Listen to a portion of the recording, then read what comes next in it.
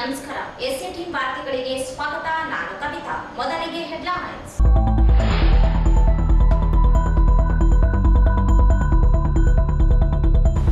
ಲೋಕಸಭಾ ಚುನಾವಣೆ ಮತಯಂತ್ರಗಳು ಭದ್ರತಾ ಕೋಣೆಗೆ ಪ್ರಾರಂಭವಾದ ಸೋಲು ಗೆಲುವಿನ ಲೆಕ್ಕಾಚಾರ.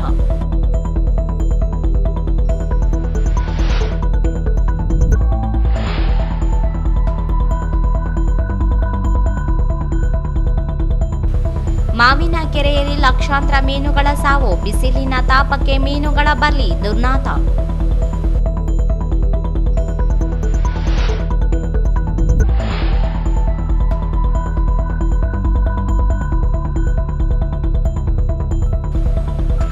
ಲೋಕಸಭಾ ಚುನಾವಣೆ ಪ್ರತಿಶತ ಮತದಾನದಲ್ಲಿ ಹೆಚ್ಚಳ. ಪುರುಷರಿಂದಲೇ ಹೆಚ್ಚು ಮತದಾನ.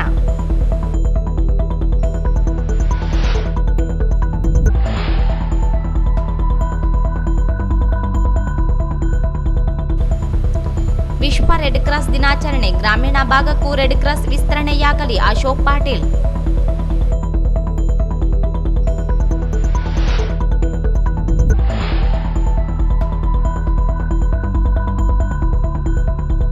ಡಿಮಾಸ್ಟರಿಂಗ್ ಕೇಂದ್ರಕ್ಕೆ ದ್ವಿತೀಯ ಆಗಮಿಸಿದ ಮತಗಟ್ಟೆಯ ಅಧಿಕಾರಿ ಮತ್ತು ಸಿಬ್ಬಂದಿಯವರಿಗೆ ಮಾಲಾರ್ಪಣೆ ಮಾಡಿ ಸ್ವಾಗತ.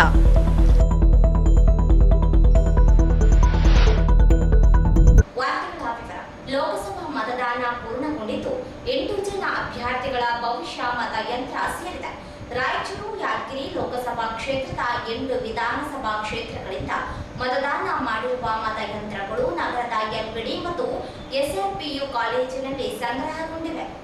ಜಿಲ್ಲೆಯ 2003 ಮತಗಟ್ಟೆಗಳಿಂದ ರಾತ್ರಿಯವರೆಗೆ ಸಿಬ್ಬಂದಿಗಳು ಮತಯಂತ್ರಗಳನ್ನು ಜಿಲ್ಲಾಡಳಿತ ಸುಪರ್ದಿಗೆ ನೀಡಿದ್ದಾರೆ. ವಿಧಾನಸಭಾವಾರು ಮತಯಂತ್ರಗಳನ್ನು ವಿಂಗಡಿಸಿ ಸಂಗ್ರಹಿಸಲಾಗಿದೆ. ಎಸ್ಆರ್ಪಿಯು ಕಾಲೇಜಿನ 13 ಕೋಣೆಗಳಲ್ಲಿ ಮತಯಂತ್ರಗಳನ್ನು ಸಂಗ್ರಹಿಸಿ ಭದ್ರತೆ ವ್ಯವಸ್ಥೆಯೊಂದಿಗೆ ಸಂಗ್ರಹಿಸಲಾಗಿದೆ. ಜೂನ್ 4ರಂದು ನಡೆಯಲಿರುವ ಮತ ಎಣಿಕೆವರೆಗೆ ಮತಯಂತ್ರಗಳನ್ನು ರಕ್ಷಿಸಲು ಪೊಲೀಸ್ ನಿಯುಕ್ತಿಗೊಳಿಸಲಾಗಿದೆ. ಕಳೆದ ಬಾರಿಗಿಂತ ಪ್ರತಿಶತ 1ರಷ್ಟು ಹೆಚ್ಚು ಮತದಾನವಾಗಿದೆ. ಮತದಾನದಲ್ಲಿ ಮಹಿಳಾ ಮತದಾರರ ಹೆಚ್ಚು ಮತದಾನ ಮಾಡಿದ್ದು, ರಾಜಕೀಯ ಪಕ್ಷಗಳಲ್ಲಿ ಗೆಲುವು ಸೋಲಿನ ಲೆಕ್ಕಾಚಾರ ಪ್ರಾರಂಭವಾಗಿದೆ. ಬಿಜೆಪಿ ಮತ್ತು ಕಾಂಗ್ರೆಸ್ ಸೇರಿದಂತೆ 8 ಜನ ಅಭ್ಯರ್ಥಿಗಳು ಕಣದಲ್ಲಿದ್ದು, ಯಾರಿಗೆ ಜಯಮಾಲೆ ದೊರೆಯಲಿದೆ ಎಂಬುದು ಕುತೂಹಲಕ್ಕೆ ಕಾರಣವಾಗಿದೆ.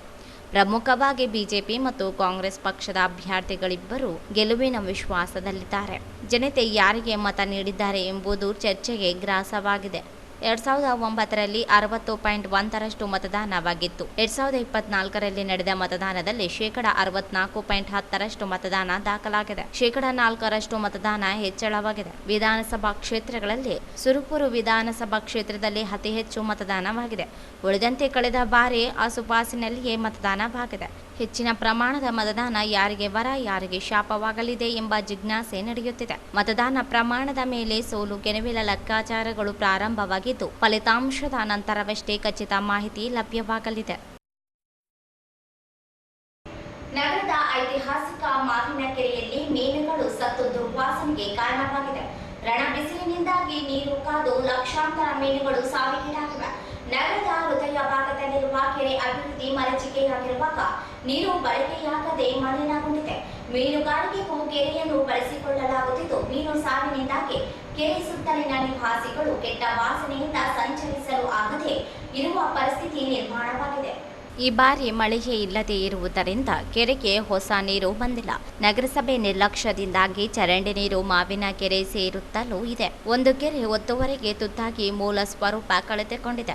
ಇನ್ನೊಂದು ಕಡೆ ನಗರಸಭೆ, ಜಿಲ್ಲಾಡಳಿತ ಕೆರೆ ಹದ್ದುಬಸ್ತು ಮಾಡುವ ಕೆಲಸವೂ ನಡೆಯುತ್ತಿಲ್ಲ. ಚುನಾಯಿತ ಜನಪ್ರತಿನಿಧಿಗಳು ಕೆರೆ ಅಭಿವೃದ್ಧಿಗೆ ಕೋಟಿ ಹಣ ಬಿಡುಗಡೆಗೊಳಿಸಿರುವುದಾಗಿ ಹೇಳಿಕೊಳ್ಳುತ್ತಿದ್ದಾರೆ. ಯಾವ ಅಭಿವೃದ್ಧಿ ನಡೆಯದೇ ಹೋಗಿದೆ. ಸರಿಸುಮಾರು 137 ಎಕರೆ ಪ್ರದೇಶದಲ್ಲಿರುವ ಕೆರೆಯನ್ನು ಅಭಿವೃದ್ಧಿಪಡಿಸಿ ಕುಡಿಯುವ ನೀರಿಗೂ ಬಳಸಿಕೊಳ್ಳುವ ಅವಕಾಶವಿದೆ. ಆದರೂ ಮಾವಿನ ಕೆರೆ ಅಭಿವೃದ್ಧಿ ಮಾತ್ರ ನಡೆಯುತ್ತಿಲ್ಲ. ನಿರ್ಲಕ್ಷ್ಯದ ಮಧ್ಯೆ ಮೀನುಗಾರಿಕೆ ನಡೆಸುತ್ತಿರುವವರಿಗೆ ಮೀನುಗಳ ಸಾವಿನಿಂದ ಆರ್ಥಿಕ ಸಂಕಷ್ಟ ಎದುರಿಸುವಂತಾಗಿದೆ. ಲಕ್ಷಾಂತರ ಮೀನುಗಳು ಕೆರೆ ದಂಡೆಗೆ ಬಂದು ನಿಂತು ಅನಾರೋಗ್ಯಕ್ಕೆ ಕಾರಣವಾಗುವ ಭೀತಿ ಆವರಿಸಿದೆ. ಕೆಟ್ಟ ವಾಸನೆಯಿಂದ ಮೂಗು ಮುಚ್ಚಿಕೊಂಡು ಸಂಚರಿಸುವ ಸ್ಥಿತಿ ನಿರ್ಮಾಣವಾಗಿದೆ.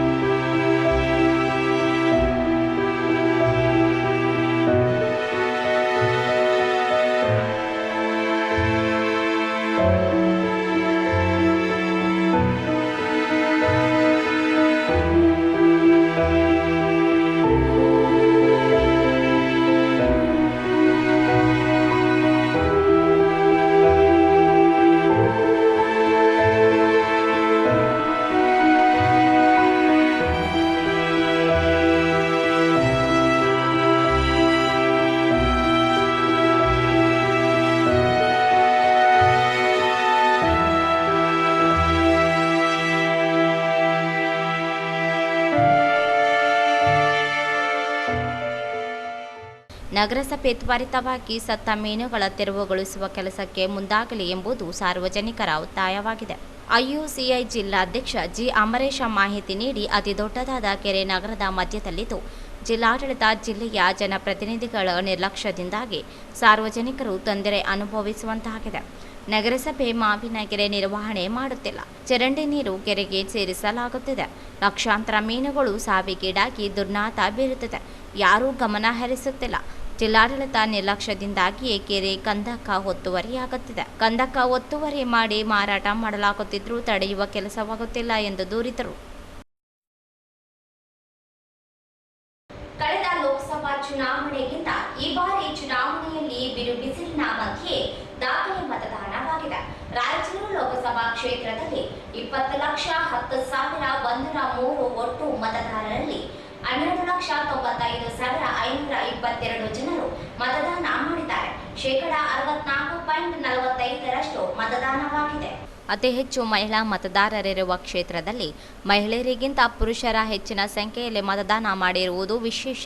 6,54,268 ಜನರು ಪುರುಷರು, 6.41 ಮಹಿಳೆಯರು ಮತ ಚಲಾವಣೆ ಮಾಡಿದ್ದಾರೆ. ರಾಯಚೂರು ಗ್ರಾಮೀಣ ಕ್ಷೇತ್ರದಲ್ಲಿ ಪುರುಷರು 83,761 ಮತ್ತು 82,800, ಇತರೆ 10 ಸೇರಿ 1,66,571 ಮತದಾನ ಮಾಡಿದ್ದು, 70.51% ಮತ ಚಲಾವಣೆಯಾಗಿದೆ. ರಾಯಚೂರು ನಗರ ಕ್ಷೇತ್ರದಲ್ಲಿ ಪುರುಷರು 73.710 ಮತ್ತು ಮಹಿಳೆಯರು 74.611, ಇತರೆ 5 ಜನ ಸೇರಿ 1,48,326 ಜನರು ಮತ ಹಾಕಿದ್ದು, 60.24% ಮತದಾನವಾಗಿದೆ.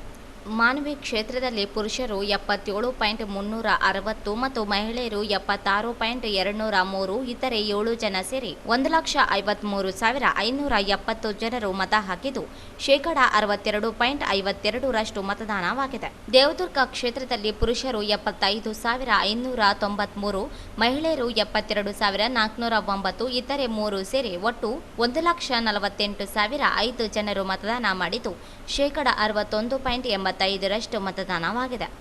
ಲಿಂಗಸೂರು ಕ್ಷೇತ್ರದಲ್ಲಿ ಪುರುಷರು 82,646, ಮಹಿಳೆಯರು 81,964, ಇತರೆ 4 ಸೇರಿ 1,64,614 ಜನರು ಮತ ಹಾಕಿದ್ದು, 62.27% ಮತದಾನವಾಗಿದೆ. ಯಾದಗಿರಿ ಜಿಲ್ಲೆಯ ಸುರಪುರ ವಿಧಾನಸಭಾ ಕ್ಷೇತ್ರದಲ್ಲಿ ಪುರುಷರು 1,07,557, ಮಹಿಳೆಯರು 1,03,958, ಇತರೆ 7 ಸೇರಿ ಒಟ್ಟು 2,11,522 ಜನರು ಮತದಾನ ಮಾಡಿದ್ದು, 74.72% ಮತದಾನವಾಗಿದೆ.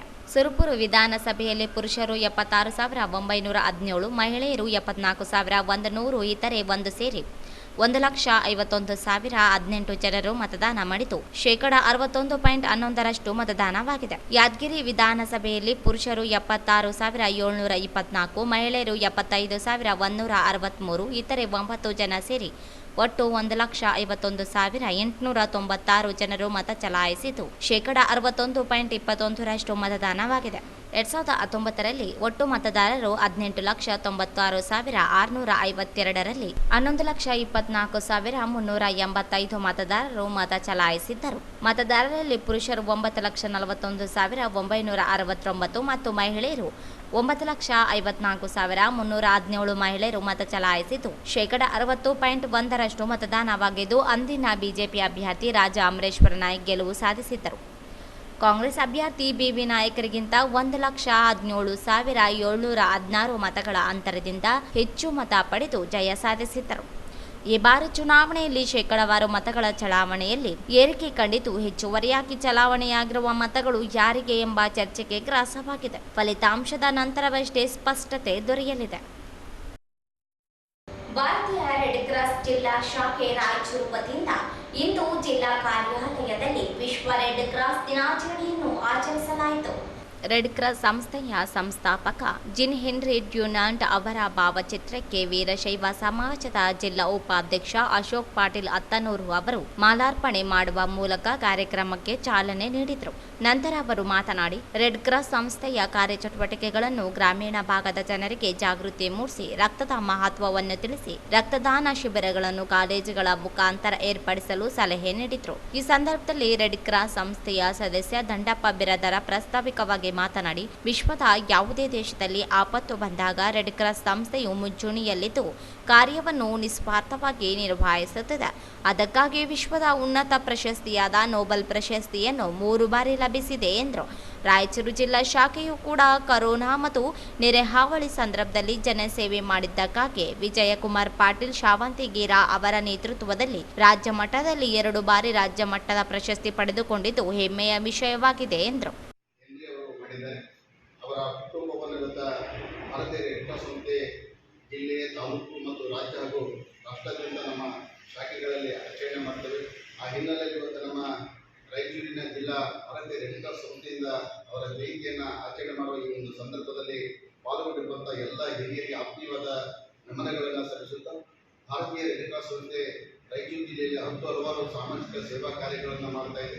ವಿಶೇಷವಾಗಿ ಕೊರೋನಾ ಸಂದರ್ಭದಲ್ಲಿ ಎಲ್ಲರೂ ಮನೆಯಲ್ಲಿದ್ದಾಗ ನಾವೆಲ್ಲರೂ ಮನೆಯನ್ನು ಬಿಟ್ಟು ಯಾರು ಕೊರೋನಾಕ್ಕೆ ಅಟ್ಯಾಕ್ ಆಗಿದ್ದೋ ಅಂಥವ್ರನ್ನ ಭೇಟಿ ಮಾಡಿ ಅವರಿಗೆ ಬೇಕಾಗಿರುವಂಥ ಮೂಲಭೂತ ಅವಶ್ಯಕತೆಗಳಾಗಿರುವಂಥ ಆಹಾರ ಆಗಿರ್ಬೋದು, ನೀರಾಗಿರ್ಬೋದು, ಜೊತೆಗೆ ಕೆಲವು ಗ್ರಾಮೀಣ ಪ್ರದೇಶದಲ್ಲಿ ಕೆಲವು ಪ್ರವೇಶಿಸಿದ್ದೇವೆ.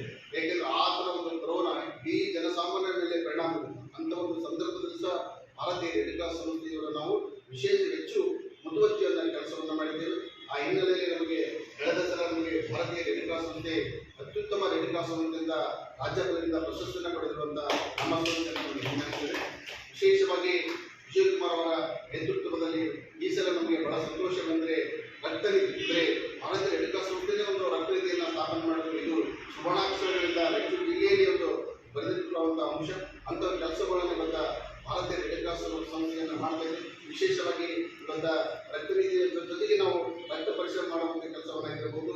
ಈಗ ಹಲವಾರು ಸಾಮಾಜಿಕ ಸೇವಾ ಕಾರ್ಯಗಳನ್ನು ಮಾಡುವುದರ ಮೂಲಕ ಪರಿಸರ ಬಗ್ಗೆ ಸಾಗಿರುವಂಥ ಕಾರ್ಯಕ್ರಮವನ್ನು ಮಾಡುತ್ತಾ ನಿರಂತರವಾಗಿ ನಾವು ಜನಸಾಮಾನ್ಯ ಜೊತೆಗಿರುವಂಥ ಭಾರತೀಯ ರೆಡ್ ಕ್ರಾಸ್ ಸಂಸ್ಥೆ ಇವತ್ತು ಮಹಾನ್ ಪುರುಷನಾಗಿರುವಂಥ.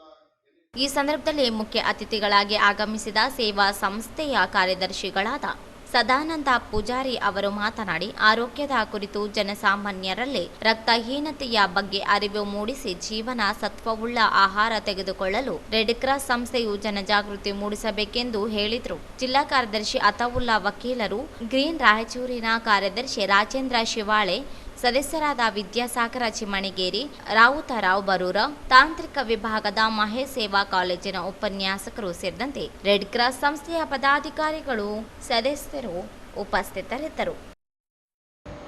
ಲೋಕಸಭಾ ಚುನಾವಣೆಯ ಮತಗಟ್ಟೆಯಲ್ಲಿ ಮತದಾನ ಪ್ರಕ್ರಿಯೆಯನ್ನು ಮುಗಿಸಿಕೊಂಡು ಡಿಮಾಸ್ಟರಿಂಗ್ ಕೇಂದ್ರವಾದ ಎಲ್ಪಿಡಿ ಕಾಲೇಜಿಗೆ ಬಂದ ಮತಗಟ್ಟೆ ಸಂಖ್ಯೆ 177ರ ಉದಯನಗರ ಮತಗಟ್ಟೆ ಅಧಿಕಾರಿ ಮತ್ತು ಸಿಬ್ಬಂದಿಯವರಿಗೆ ರಾಯಚೂರಿನ ಜಿಲ್ಲಾಡಳಿತ, ತಾಲೂಕು ಆಡಳಿತ ಇವರ ವತಿಯಿಂದ ಮಾಲಾರ್ಪಣೆ ಮಾಡಿ ಸಿಹಿ ನೀಡಿ ಆತ್ಮೀಯವಾಗಿ ಸ್ವಾಗತಿಸಲಾಯಿತು.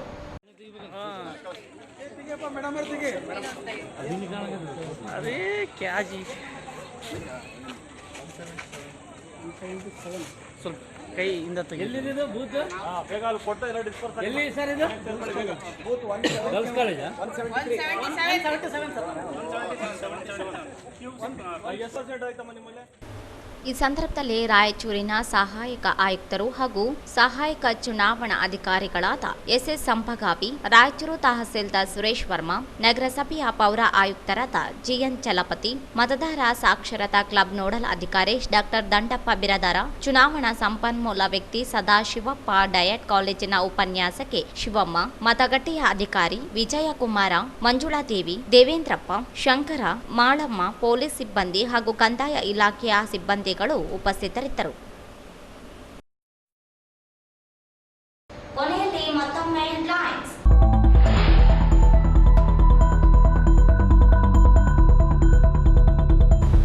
ಲೋಕಸಭಾ ಚುನಾವಣೆ ಮತಯಂತ್ರಗಳು ಭದ್ರತಾ ಕೋಣೆಗೆ ಪ್ರಾರಂಭವಾದ ಸೋಲು ಗೆಲುವಿನ ಲೆಕ್ಕಾಚಾರ.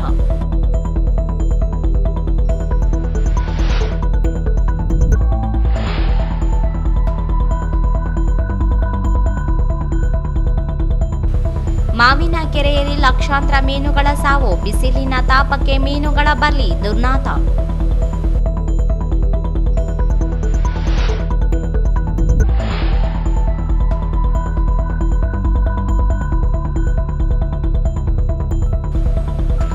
ಲೋಕಸಭಾ ಚುನಾವಣೆ ಪ್ರತಿಶತ ಮತದಾನದಲ್ಲಿ ಹೆಚ್ಚಳ, ಪುರುಷರಿಂದಲೇ ಹೆಚ್ಚು ಮತದಾನ.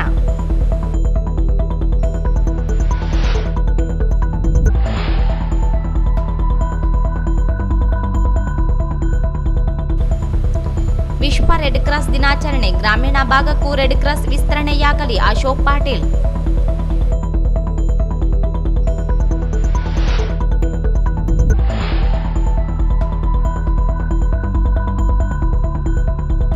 ಡಿಮಾಸ್ಟರಿಂಗ್ ಕೇಂದ್ರಕ್ಕೆ ದ್ವಿತೀಯ ಆಗಮಿಸಿದ ಮತಗಟ್ಟೆಯ ಅಧಿಕಾರಿ ಮತ್ತು ಸಿಬ್ಬಂದಿಯವರಿಗೆ ಮಾಲಾರ್ಪಣೆ ಮಾಡಿ ಸ್ವಾಗತ.